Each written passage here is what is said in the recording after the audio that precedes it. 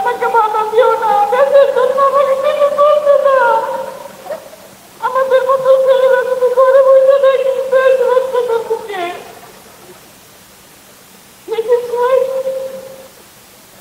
জালিম সরকার যে অবস্থা করতেছে, আমার ছেলে কি অপরাধ ছিল? আমার ছেলে আলেমুল আমাকে ভালোবাসতো, আমার ছেলে নবীকে ভালোবাসতো।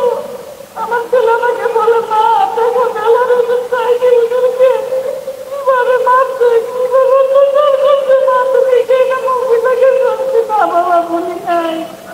তো তাহলে তুমি আমাকে বাধা দিও না, দেশের জন্য আমাকে কিছু করতে দাও। আমাদের মতো ছেলেরা ঘরে বসে থাকি দেশ রক্ষা করবো কে? তখন আমি ছেলের কাছে হার মাথা গেলাম, আমি মাথাটা ধোয়াইছি, বাবা যাও আল্লাহ রসুলের নাম নিয়ে চিন্তা ধোয়াইছি, বাবা আমি তোমাকে আর বাধা দিব না, যাও তুমি দেশের জন্য কিছু করো। আমার একটাই ছেলে ছিল, বলছে ছেলে নাই, 3 ভাইয়ের এক ছেলে। যখন বলছে ছেলে নাই সবাই আমাকে, আমি খবর শুন, আমি বলছি আল্লাহ এই বলছে ছেলে না, তুমি এই বলছে এখানে এক সন্তান দান করো, আমি যেন আখেরাতের পিতা বানাইতে পারি, হাফেজ মাওলানা বানাইতে পারি। আমি ওই ছেলেকে অনেক কষ্ট করে মানুষের মতো মানুষ করছি, হাফেজ বানাইছি, মাওলানা বানাইছি। এই জালিম সরকার আমার ছেলেকে বাঁচার মতো বাঁচতে দিল না। আমার ছেলের অনেক আশা ছিল বড় একটা মুক্তি আলেমুল আমা হবে, বড় কলমের শিল্পী হবে। আমাকে বলছে মা আমি দেখো আমি কি করি, আমি আমার জন্য কোনো চিন্তা করো না। আমার ছেলে আমাকে অনেক বুঝাইছে, ওর বাবা ওর লেখাপড়া করাইবো না। ওর বাবা বলে না চাকরি করো, এই লেখাপড়া করে কি লাভ? মাওলানা গো চাকরি নাই, মাওলানা কোনো সার্টিফিকেট নেই, মাওলানা কিছু নাই, কোনো কাজ নাই। আসছি না আমি ওরে মাওলানা পড়াইবো, হাফেজ মাওলানা বানাইবো, ওর যে কোনো একটা সম্মান আল্লাহ দিবই।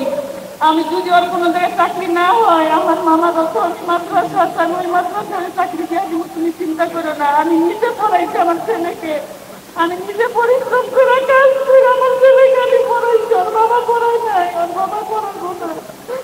ওই ছেলে ওনারে বাঁচতে দিল না, আমি কি করে এখন বাঁচতে আছি? আমার একটাই সন্তান ছিল, আমি এই সন্তানের বিচার চাই। যাত্রাবাড়ি থানার সামনে 8-10টা পুলিশে পিটাইছে, 8-10টা পুলিশে পিটায় তারপরে আমার ছেলেকে গুলি করছে। আবু সাইদে যেভাবে মারছে আমার ছেলেকে, তার চেয়ে বেশি কঠোর ভাবে মারছে। আমি এই বিচার চাই সরকারের কাছে, উপদেষ্টার কাছে, সবার কাছে, আলেমুল আমার কাছে। আমার ছেলে আলেমুল আমাকে ভালোবাসে, আমার ছেলে দেশের জন্য জীবন দিছে, আলেমুল আমাকে মহব্বত করতো। সবার কাছে আমার একই অনুরোধ, আপনারা এই পুলিশগিরি শনাক্ত কইরা, এই পুলিশগিরি বিচার কইরা এই বাংলার মাটিতে দেখাই দেন না হাসিনা আসলে একা। আর আপনারা কত আলেমুল আমার কত ছাত্র, আপনারা কত, আপনার ঐক্য অনেক শক্তিশালী, হাসিনার চেয়ে বেশি। হাসিনার যারা যেটা করতো তখন ওইটাই কইরা দিত। আর আপনারা কেন পারেন না বিচার করতে, এই খুনিকে বিচার করতে? এখন পর্যন্ত পারলেন না কেউ ফাঁসি দিতে। আমি বিচার চাই, আমার ছেলের বিচার যদি আমি বাংলার মাটিতে দেখে যাই, আমি মহিলাও শান্তি পাইব, আমি মনের সান্ত্বনা দিতে পারবো। আমার ছেলের বিচার আমি দেখে গেছি, আমার ছেলের যেভাবে পিড়াইছে কোনো মা এটা সহ্য করতে পারবো না। আমি সরাসরি মিডিয়ারকে বলছি, হাসিনার যেভাবে, হাসিনার অনুরোধে যেভাবে